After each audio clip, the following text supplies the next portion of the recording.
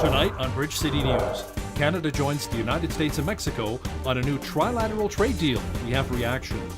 An armed standoff with Lethbridge police results in a man being taken into custody.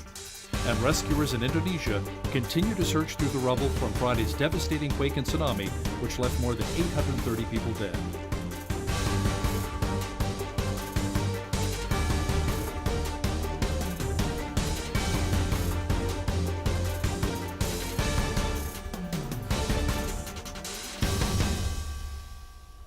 Good evening. Thanks so much for joining us.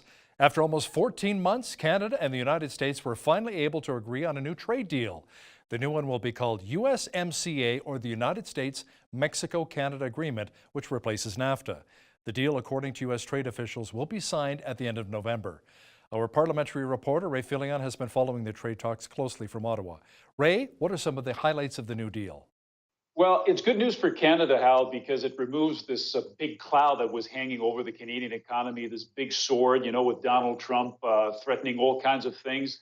Now there is certainty, a certain level of certainty is back. A lot of businesses that were withholding their investments, pending that uncertainty, can now invest freely in Canada. And a lot of economists had said that over the past 14 months with the tough renegotiation, Canada had lost a lot in terms of investment because of that uncertainty. So that's gone.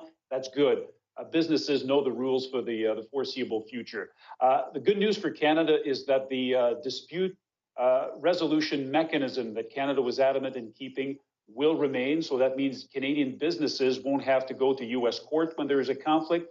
There's going to be an independent panel that's going to take care of that. The exception for Canada's cultural sector is also maintained, which means American companies won't be allowed to buy Canadian TV networks or newspapers. So that's very important. That was very important for Canada. And Canada has also obtained some sort of guarantee that the Trump administration won't put tariffs, hefty tariffs on cars that Canada exports to the United States. However, Canada also had to make concessions, primarily in the dairy sector. So American farmers are going to be able to sell a lot more of their products here on this side of the border. The Canadian Dairy Association says that Canadian farmers, we're talking about 220,000 families across Canada whose livelihoods depend on dairy, they're going to lose roughly 3.6% of their market. It is a lot more, they say, than would have been acceptable. Canadian consumers, that's also interesting, will be able to purchase up to $150 online duty-free from American companies. Right now, you start paying duty after $20 only, so it's a major increase, significant increase. Good thing for consumers, obviously, but Canadian retailers won't be too happy about that. Now, what did the Trump administration have to say about the new trade agreement? Well, President Trump was boastful today during his noon hour press conference just outside the White House. We're just 2 months away from the midterm elections south of the border, so he had a lot of praise for his team, for himself as well. He called it one of the most significant trade deals, not only for the nation, the American nation, but also for the world. And he also acknowledged that he and Justin Trudeau had a rough patch over the past few months. But he said, it's all behind him now. And he called Justin Trudeau a great man. Great. Thanks so much, Ray. As Ray mentioned, Canadian dairy producers will be hit hardest by the new trade agreement.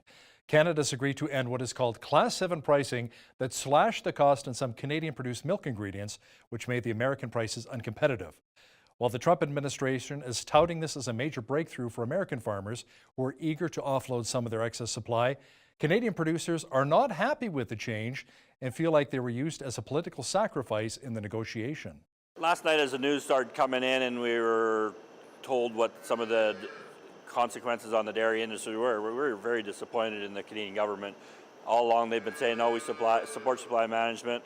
We're going to be there for the dairy industry of Canada, and then to see that our industry has been given away another 4% of our production, plus the Class 6 and 7 milk is going to be have a big effect on Canadian farm families. The head of Canada's largest private sector union, Unifor, says there were huge victories in Canada's new trade deal with the United States and Mexico. Jerry Diaz says he believes there is still room to mitigate the impact on the dairy sector after Canada made concessions there. Canada was able to wrestle back the clause that really talked about energy ratcheting, which gave the United States more access, frankly, to our oil reserves than we had, more control. So that issue has been resolved, which is such a major, major victory for Canadians. We were able to make sure that the dispute mechanism within the original NAFTA agreement is preserved so that we can have a fair adjudication process in our disputes with the United States.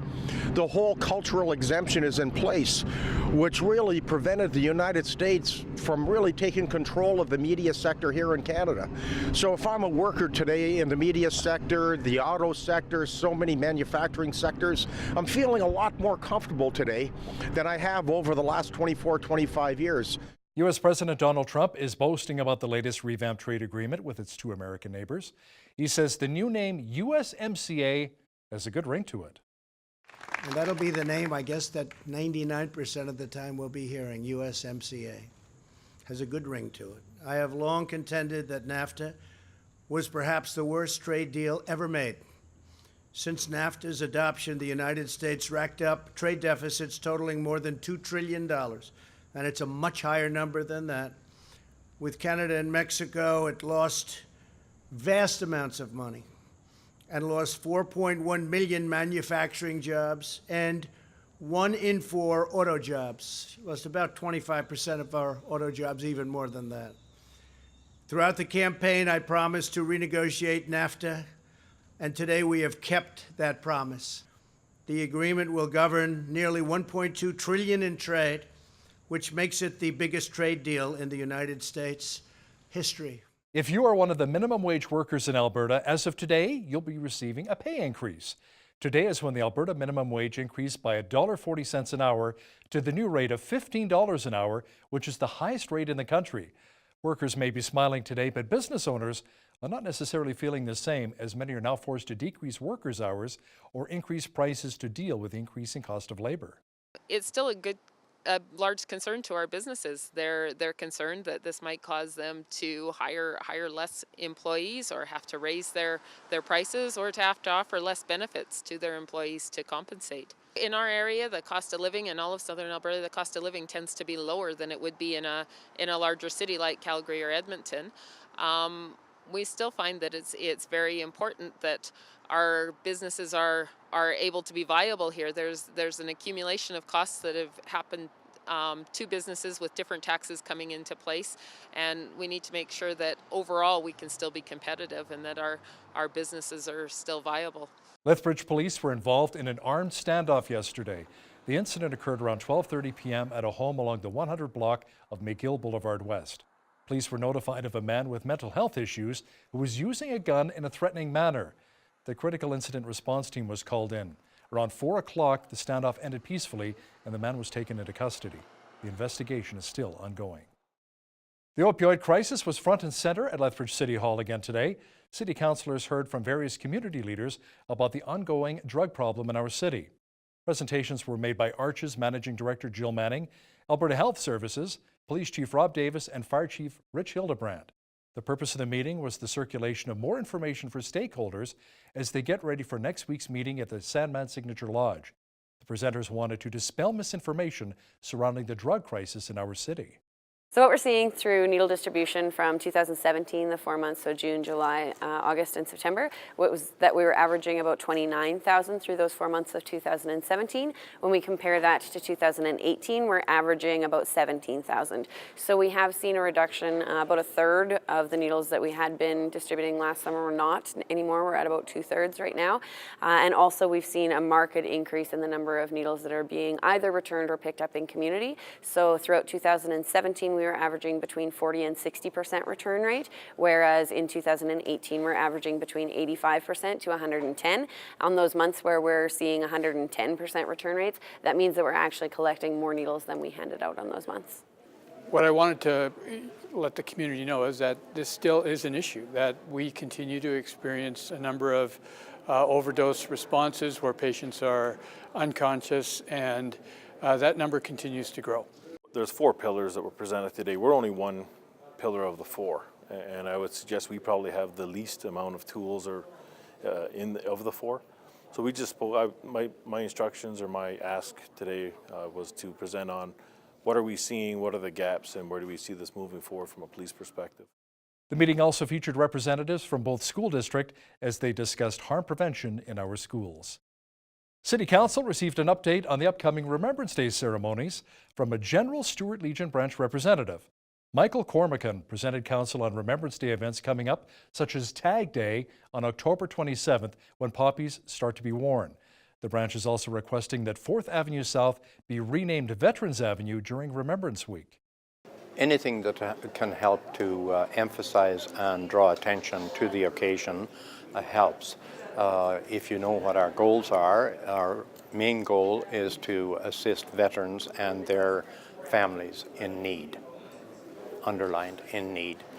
And we're also a club to help them make them feel at home and as though they have a home to go to, because sometimes when they come back from active service, they feel a little different. They've been in a very, very, as you can appreciate, difficult situation.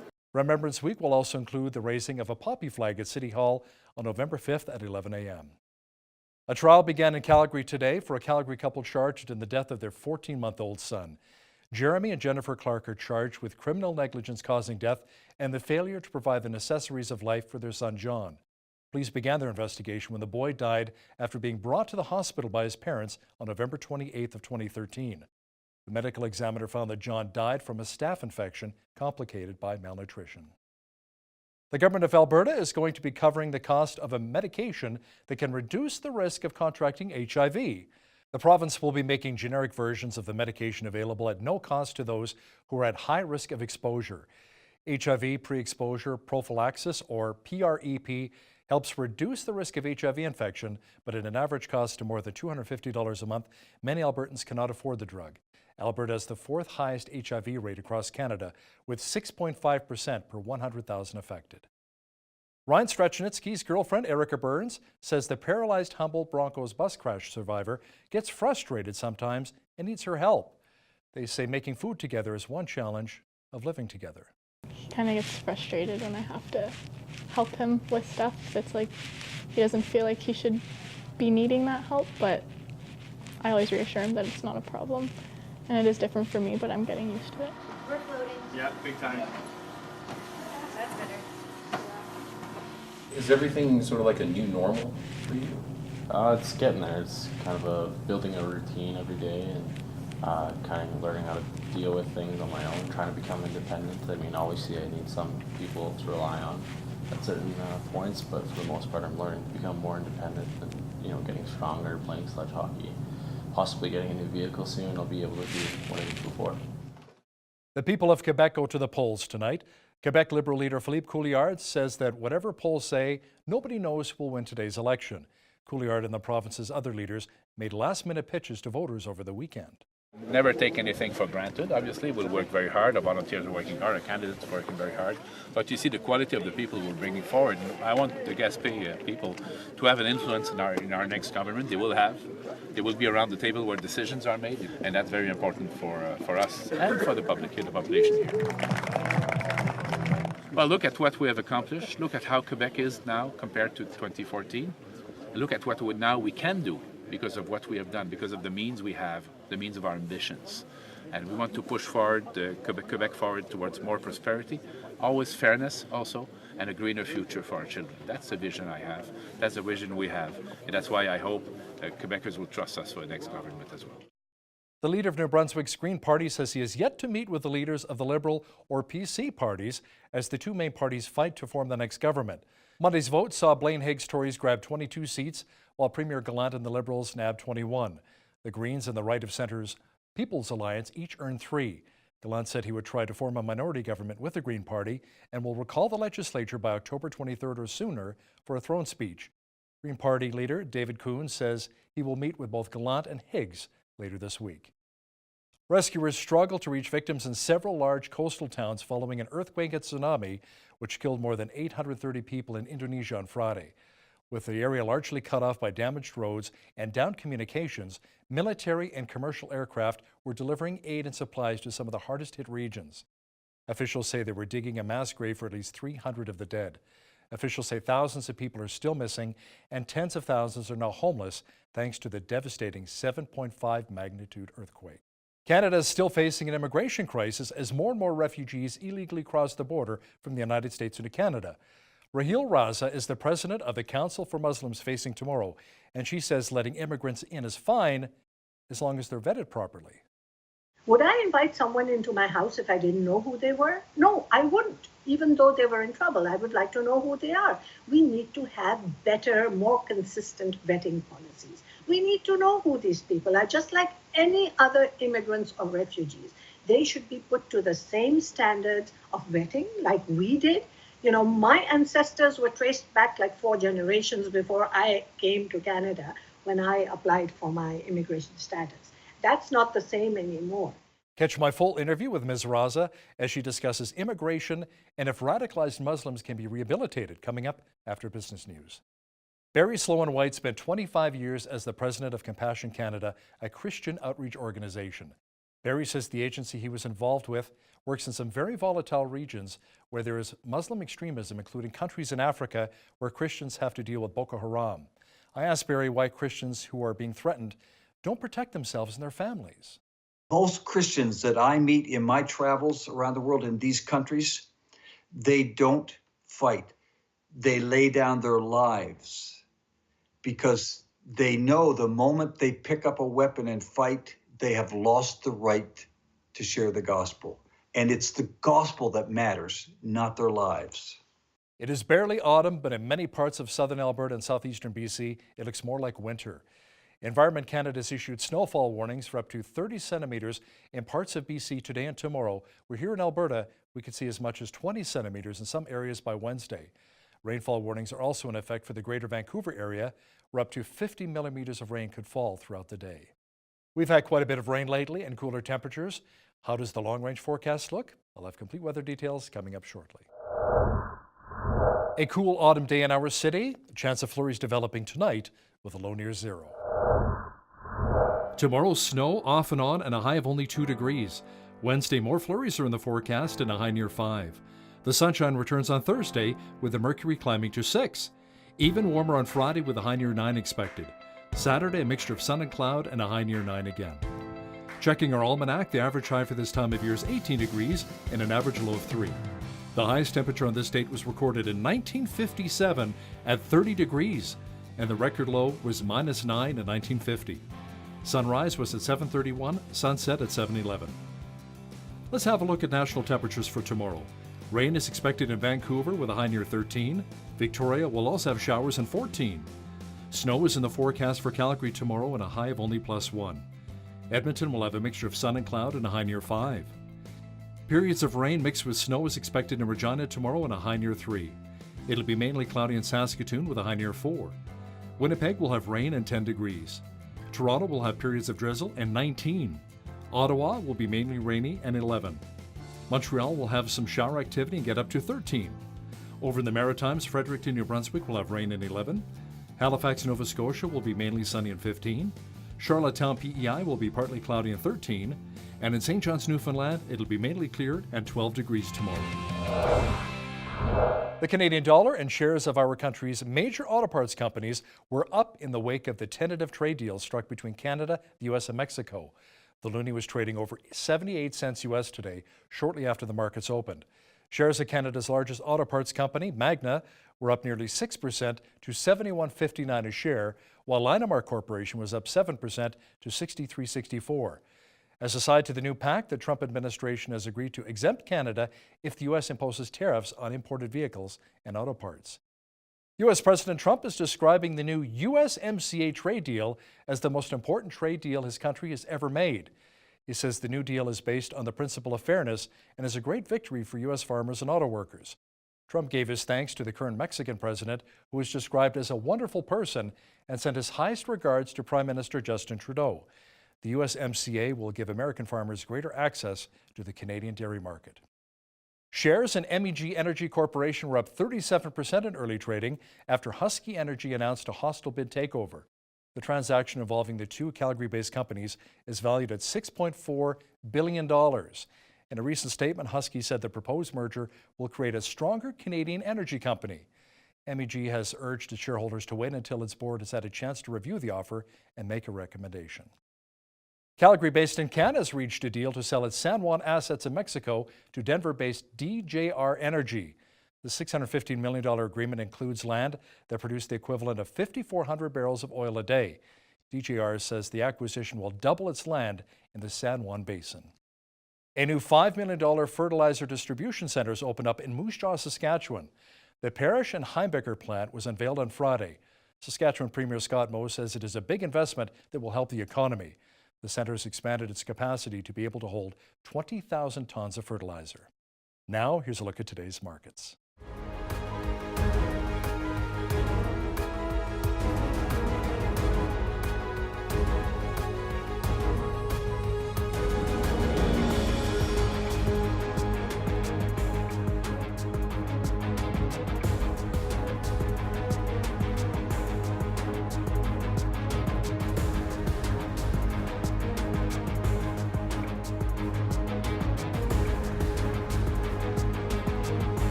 Recapping one of our top stories this hour, after almost 14 months, Canada and the United States were finally able to agree on a new trade deal. The new one will be called USMCA, or the United States-Mexico-Canada Agreement, which replaces NAFTA. The deal, according to U.S. trade officials, will be signed by the end of November. When you see news happening, drop us an email at info@bridgecitynews.ca. And if you missed any of today's top stories, check out our full newscast online at bridgecitynews.ca. Should Canadians worry about Islamic radicalization? Hear what the president of the Council for Muslims Facing Tomorrow has to say next. But first, here's a look what's happening in and around your community. Here's your Bridge City News community calendar. The United Way Coats for Kids and Families campaign continues until October 19th, accepting new and gently used winter wear for families in need in the community. Accepted items include coats, mittens, scarves, snow pants, gently used snow boots, and new hats. Items can be dropped off at United Way, any Lethbridge TD Canada Trust, or ATB Financial Branch. Get your dance shoes on and learn East Coast Swing. The Swing Bridge Dance Club meets Mondays at the Eagles Hall from 7:30 to 9:30 p.m. Come by yourself or with a partner. Beginner to expert levels are welcome. For more details, call Sheldon at 403-393-8566 or email swingbridgeleth@gmail.com. Deciding where to live in your senior years is a major decision. Come to the Seniors Housing Fair at the Nordbridge Senior Citizens Association on Wednesday, October 24th from 1 to 4 p.m. Take advantage of this opportunity to speak with a number of representatives from various housing providers from Lethbridge and surrounding areas and find out which place meets your unique needs. There's no cost to attend. For more information, call Lori Penner at 403-329-3222 or visit nordbridgeseniors.com. And that's your Bridge City News community calendar. The issue of Muslims becoming radicalized in Canada and around the world is a controversial issue that some completely shy away from talking about, while others may take a real hard line on it. Today's guest is no stranger to talking about it. Raheel Raza, president of the Council for Muslims Facing Tomorrow and author of the book, Their Jihad, Not My Jihad. Raheel, welcome to Bridge City News. Thank you. Now, can you tell me briefly what the Council for Muslims Facing Tomorrow is all about? Yes, our mission is to reclaim Islam as a religion of peace by opposing extremism, violence, and fanaticism in the name of religion.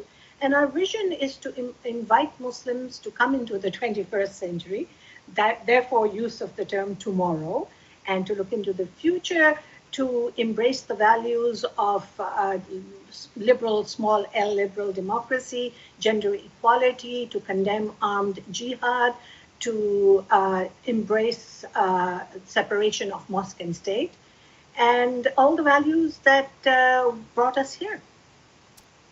Now, there's some Canadians who have a certain degree of fear of Muslims, Islamophobia, especially with a lot of the terrorist attacks we've seen over the last 10, 15 years, largely because of the radical elements that we see rise up at times. Should we be worried about Islamic radicalization in Canada? Well, I'm a Muslim, and I can tell you that I'm worried about Islamist radicalization. And I like to differentiate between Islam and Islamism. Islamism is the political ideology, that is the radical ideology. And so, yes, radical Islamist ideology is something that we should all be worried about. We've seen the recent attacks in Canada. We have seen our government trying to appease the communities instead of actually addressing the issues head on. That radicalization does exist, and it's of two kinds. There's a violent terrorist radicalization, which results in killing and violence. And then there is the nonviolent extremism, which is the ideology. And we have to be worried about both. What do you think of the idea of potentially putting spies in some of these radicalized mosques who are preaching and teaching against killing the infidels and maybe attacking Canadians? Well, I wouldn't call it spying. I have a very extreme view on this, and I've written about it. And I did put out a call to all Canadians. I believe that any place of worship, whether it's a mosque or any other place of worship, if they are promoting hate, if they are calling their youth to violence and jihad, it should be shut down. Because this is not a place where we promote hate. And you have to remember that radicalization is the result of hate mongering. It's a very simple connection of the dots. How do ordinary young people get radicalized? They get radicalized because they are taught hate. They're taught to dehumanize the other. If this is happening in our institutions or in our mosques, then I certainly believe that they should be shut down. Now, how would you define a radical Muslim? Where does that line get crossed? Well, a radical Muslim is a person who goes directly against the mission and vision statement and the values that I presented to you, someone who supports the idea of armed jihad, who justifies violence in the name of religion, who does not believe in gender equality, who does not respect those who follow a different path. For example, a people of other faiths or people of no faith. And this is something we are very clear about in our mission statement, that we respect everyone who follows a different path, whether you're a believer or a non-believer, whether you are from the LGBTQ community, whether you're a minority, we have to respect everyone equally. And radicals are those who don't. They are dogmatic, and they only believe that what they say is right. Is it just a small percentage of Muslims who are radicalized? You know, that's a very tricky question. Because, yeah, the short answer is yes. But then when you look at a small percentage of 1.8 billion Muslims, that's a large number. Now, there is a very short, very fantastic documentary that's been made by the Clarion Project. It's called By the Numbers. I have narrated it. It has been well researched based on a Pew poll, which tells you the mindset and ideology. We can't forget that we are at war, a war of ideas. You know, the radicals, the extremists, ISIS, Taliban, Al-Qaeda, whatever name you call them, they're all the same. They have declared war on the West and its values. And it's, again, as I said, a war of ideas. Now, when people have bad ideas, negative ideas, ideas about violence, ideas that say that it's okay to kill someone who it's okay to kill a woman who has had an extramarital affair, or it's okay to kill people who are homosexuals. These are ideas. They may not be doing it, but the ideas are there. So these are radical ideas. And therefore, it is a very dangerous trajectory. And from what we have seen since 9/11, this ideology has grown, and it has been promoted and funded by petrodollars from the sands of Saudi Arabia and Qatar and Iran, and through institutions. The Liberal government has gone on record saying that radicalized Muslims can be rehabilitated. What are your thoughts about that? Well, there have been some instances of radicals who have come back round, but very few and far between. There's Majid Nawaz in England who runs the Quilliam Foundation. There are one or two in America. But it, as I said, because it's an ideology, I suppose it could be reversed. Radicalization is a result of big brainwashing, and it could be, but you have to have very extensive programs. Does our government have programs to de-radicalize people? No, they can't even use the term radicalize. I mean, now you've got M103, which is a motion that doesn't allow us to have this conversation because you will be called racist. You're not a Muslim. I'm also called anti-Muslim. This is the problem that we have here. So how are we going to de-radicalize anyone when we don't even understand what the virus is, what the problem is? What we are trying to do is treat a disease, a very, very extensive disease like cancer with aspirin, with Band-Aid. It doesn't work. Yes, I suppose there could be de-radicalization, but you have to have excellent programs in place.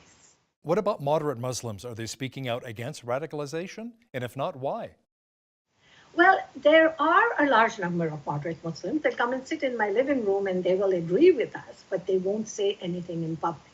So, the problem is they're not speaking out enough. This is what we call the silent majority. The people who are not radical, they're sitting on the shelf, but as far as I'm concerned, if they don't speak out, they are part of the problem. Now, they don't speak out for many reasons. They're afraid. They're afraid of physical harm. Look at what happens to people who speak out. They're killed. And so they're afraid. They've been brainwashed into political correctness. And let me tell you that our mosques and our institutions, many of them promote what is known as the victim ideology, that no matter what happens, you as Muslims are the victims. You've got an organization called CARE, which is the Council on American Islamic Relations, which also has a branch here in Canada called the NCCM. They promote this victim ideology. That's why we've got M103, so that anytime there is a conversation about radicalization or Islam or Muslims, it's shut down.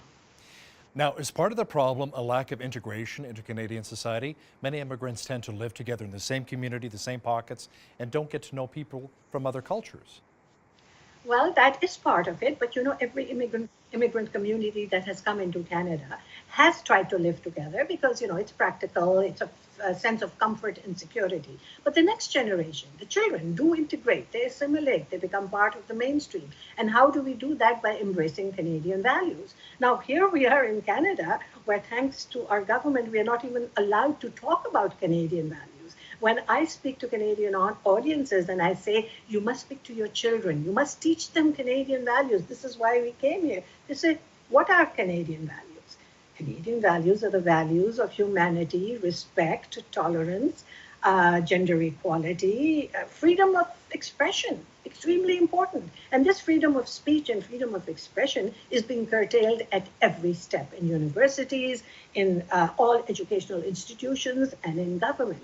So we have a government that sort of wants to deflect, look the other way, and act like nothing is happening, whereas people have been killed on the streets. So yes, integration is a problem. Now, mainstream media seems quite hesitant to call out radical Islamists as being radical. Now, I saw your quote on Twitter recently with regards to the Toronto Danforth shootings. You said, if we Muslims don't own up to the problem of radicalization, these mental illnesses will only grow. And I haven't seen a statement by Canadian Muslim MPs on the Danforth shooting. Could it be Islamophobia maybe stopping them? Well, they would like to say that. I think it's a deflection. It's not addressing the issue head on. We waited for them, not just the Muslim MPs, but any MPs, for our Prime Minister to make a statement to say, we have a problem of radicalization. How difficult is that? But yes, mainstream media is so much into false news, into fake news. They need to address the issue head on. Very often we have these incidents, and for a moment there is a lot of news, and then it just dies out. And people never find out what really happened. We have a problem of addressing the problem, the issue head on. A doctor will tell you that if there's a virus, unless you identify it, you will never find a treatment. Radicalization is a virus, and we have not been able to identify it. Therefore, we will not be able to find a solution. So if there's a potential of radicalization in my neighborhood, and I know about it, what should be the first step? Should I reach out to police and let them know? What are your thoughts? Yes, I believe you should. Whoever the authorities are, whether they're security agencies, whether it's the RCMP, whether it's CSIS, they are clamoring and begging people to help them. They want to speak to communities, but there is a door that's shut on them. I know because they do reach out to us and say, how can we go and speak to the communities?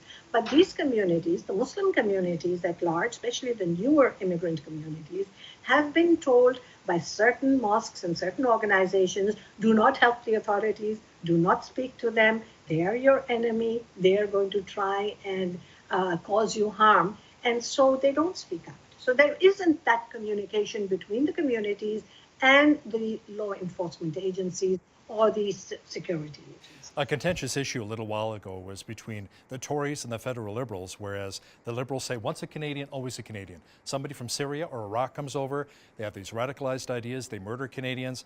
You know, the Tories were saying you lose that Canadian citizenship and you get shipped back to the country where you came from. The Liberals say, no, you'll always have your Canadian citizenship regardless. If you go out and murder people, you're radicalized, it doesn't matter. What are your thoughts about dual citizenship? Well, I have a lot of difficulty with the idea that if someone who has taken Canadian citizenship and then is traitor to the country by going and fighting a jihad should not be given that Canadian citizenship, or they should be stripped of that Canadian citizenship, because that's treason. It's very clear for me. It's black and white. Now, thanks to this policy of appeasement, this wishy-washy policy, we have 60 ISIS fighters back in Canada because the Liberal government believes that, they should live like ordinary citizens. I have met a Yazidi girl who was enslaved, raped, and sold many times, who came here as a refugee and then saw her ISIS captor face to face on a bus. Now, one should ask her how she feels about this. So, I have very clear opinion on this, that if someone is not in favor of this country and its values, they shouldn't be here. There are many countries where they can go and fight the jihad. There still are.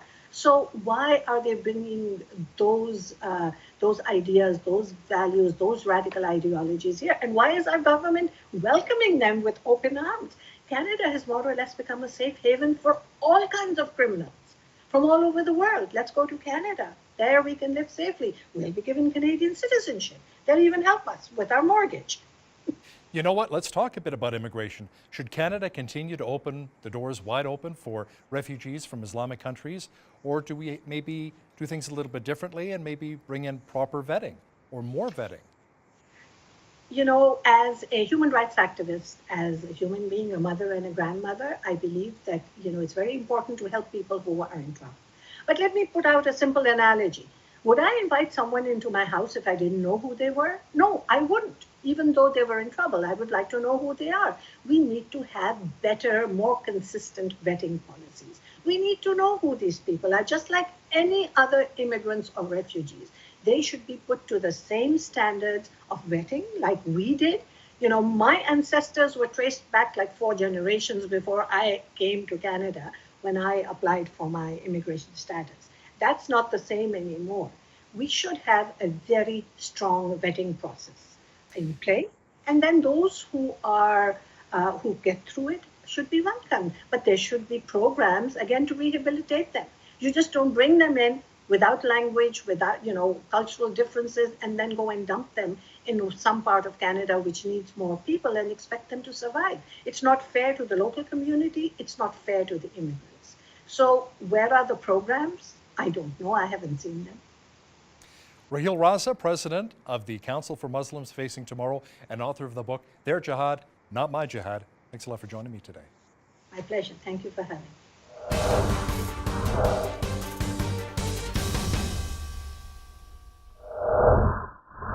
We live in some pretty interesting times. The world has more millionaires than ever before, and yet a lot of the world's population lives on less than $10 a day.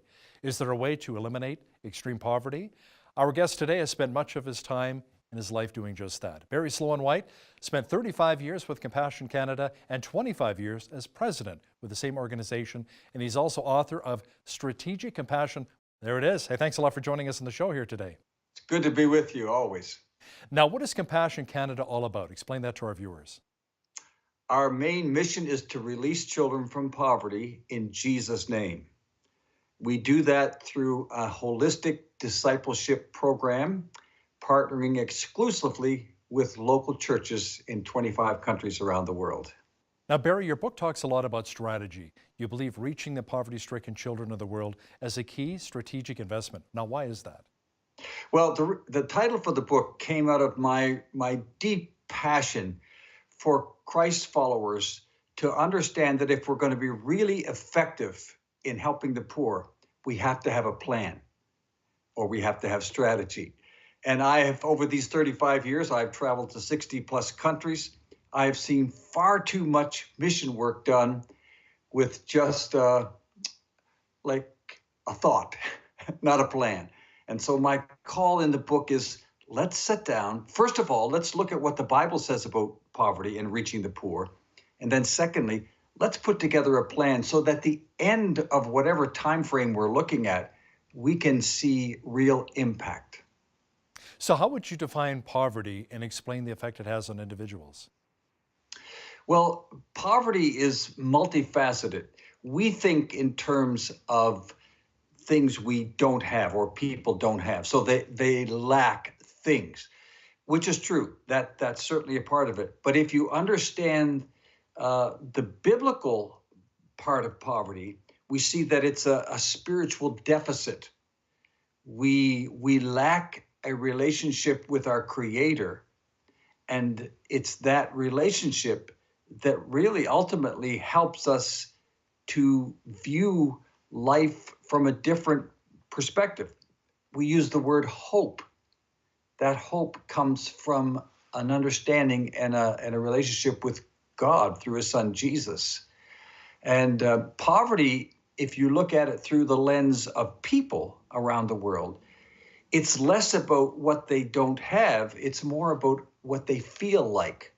So when you talk to the poor, they talk in terms of, I'm worthless.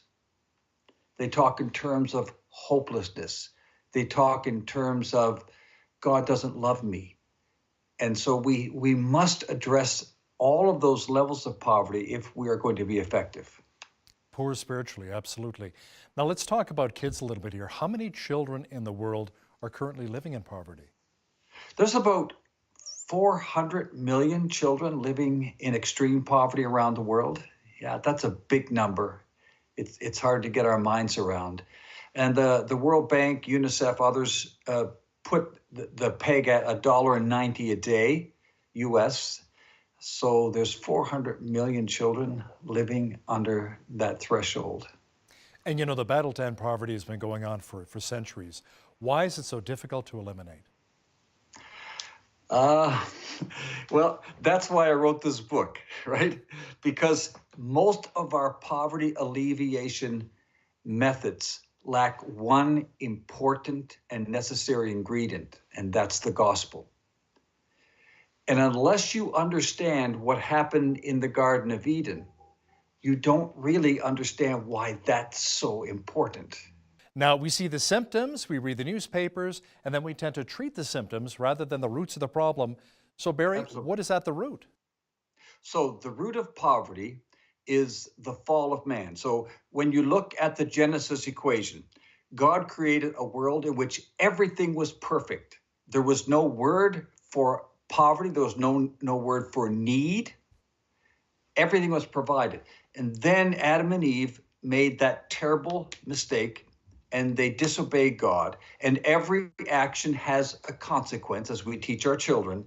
And the consequence for them and for mankind, of which they are the parents of, was the fall, the separation from God. And that separation then caused every human being that was born after Adam and Eve to be born in poverty, spiritual poverty and physical poverty, because as you know the story, Adam and Eve then had to work. They had to suffer pain. They had to really survive. And that is the genesis of poverty. And if we understand that, then we understand one of the key components then to help people escape poverty has to be a relationship with God. That's what's missing in most of our poverty alleviation methods. Now, there are a lot of good organizations around the world that do a very good job of getting clothing, medicine, proper education, and food to the poor, but you believe it's also important to feed the spirit. Tell me more about that. Well, look at Jesus. Jesus had the largest feeding program in the world of his day. But that's not what he came to earth to do. He said in Luke 4:18, I have come to bring good news to the poor. And the good news wasn't more food. It wasn't more foreign aid. The good news, as he explains later, is the gospel, the relationship with our Creator. We must do all of these things. We must not stop feeding the poor. We must not stop helping them in healthcare and education and all of these things. But when that is all we do, we are just treating symptoms. We must mix that with the gospel, because the gospel is the only thing that takes people ultimately out of poverty and into a relationship with God. Tell me more about the Compassion Canada model of helping the poor. You work internationally, and you also work a lot with community churches locally, don't you? Yeah, so our model is holistic child development, and we use discipleship as our main strategy, if you want, our main business model. We work exclusively and only with local churches in 25 countries. We have some 7,000 churches around these countries. Each of those churches are Bible-believing, Bible-teaching churches, and they host a Compassion Child Development Center. There would be probably 200 to 300 children in each of these centers, and the children would come to these church centers in the church after school on weekends, and that's where the Compassion curriculum is taught to them in the local church by Christians, by Christ followers. Each child is assigned an adult mentor, we call them a tutor, who works with that child, helps them with their homework, does a weekly visit to their home, begins to build that relationship with the family. And we find consistently that that model brings hundreds of children to Christ every day. It almost sounds a bit like a spiritual mentor, almost like a big brother that goes the extra distance, or maybe a big sister. But let's talk, Barry, as well about some of the volatile regions where you may have, and you work with some of those churches, where you may run into problems with Boko Haram, for instance, or other Muslim extremist groups. We do. We work in some of the most volatile countries in the world. But because we work with the local church, not through the local church, but with the local church. The church comes to us, we partner together, and they are the hands and feet on the ground. They're there. We don't send expatriates, we don't send Canadians to do the work. All of our staff, all of our volunteers around the world are local nationals. They know the culture, they know the language, the nuances of their culture, and they're the ones ministering to the poor in their neighborhoods. And some of the problems, obviously, in those areas. Which are some of the volatile regions? Which different countries in Africa or the Middle East? Who are you working with? Name some of those countries for me. Well, I can. It's a little bit dangerous to name some of them because I don't want those governments hearing me name them, because that could have repercussions on the church that we partner with. Oh, even if you say like Kenya or Nigeria, really? Oh. Yeah, absolutely. Interesting. So Wow. let me just say that there are 5 countries of the 25 that we work in that we would consider countries of high risk for the church. So there, the churches are under suspicion. There, the churches, the Christians are persecuted. There, it becomes a risk for the average person to make a profession of faith to Jesus Christ. You know, when I hear a lot of churches being persecuted in some volatile regions around the world, you know, I hear a lot of turn the other cheek and reach them, show them Christ's love, which is very amazing. It's really important. But at the same time, shouldn't a lot of those people protect and learn how to defend themselves at the same time? What are your thoughts in that regard? Are you referring to Christians? Yeah, like the Christians and the them. churches that are being attacked by Boko Haram and some of these other extremist groups. That's a big question. That's a big question. So I have to ask, how do you live the gospel, preach the gospel, love the people if you're fighting them? which really what defense ends up becoming. You fight them, they're your enemy. Most Christians that I meet in my travels around the world in these countries, they don't fight. They lay down their lives.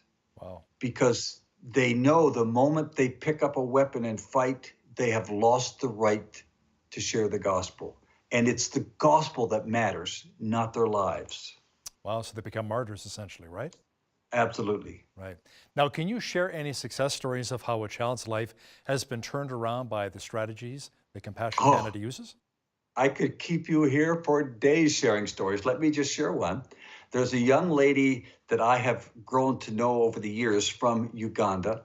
Her name is Harriet. And Harriet was born in one of the poorest families you could ever imagine. Her destiny, her dream at age 8 was to go to the capital city of Kampala and work on the streets. And we know what that means. She had that dream not because that's what she desired to do, but because it was the only option available to her in her area and her situation of poverty. She knew she couldn't do that until she reached about age 12. And so she planned to do that. But God had a different plan. And just as she was turning 9, the church in her community opened a compassion center. And because she was of the poorest family, she was registered in the Compassion Center. There she accepted Jesus Christ as her Savior. So fast forward, her entire family accepted Christ. She now does live and work in Kampala, but not on the streets. She is one of Uganda's top human rights lawyers. And she and her cohort in the Compassion Program have planted churches, they have built homes for the poor, and they have led almost 1,000 people to Christ, and she's still in her late 20s. That's amazing. Great success story. So Barry, what would you say to our viewers who are watching who want to get involved in making a difference and reaching out to a needy child? What can they do? I would say, first of all, don't react out of guilt. So the book is called Strategic Compassion. Put together a plan. Find an organization, a ministry that you trust, that you have an affinity with. I hope it would be Compassion, but there are others, many others. And instead of becoming a donor, instead of doing another car wash or throwing another $20 bill in the missions offering, get involved. So if you choose Compassion, you get involved. Your first step is to sponsor a child. And in doing that, we don't want you to stop by just giving money. We want you to see yourself as a missionary to that child. And so take that as a spiritual exercise, not as a humanitarian exercise. Pray for the child, write letters and encourage the child, speak into their lives, and take that as an act of worship to God. That's what I encourage every Christian to do. Wonderful. Barry Sloan-White, former president of Compassion Canada and author of Strategic Compassion. There you go. Thanks a lot for joining me today, Barry. Good to be with you. On behalf of all of us here at BCN, I'm Hal Roberts. God bless and have a great night.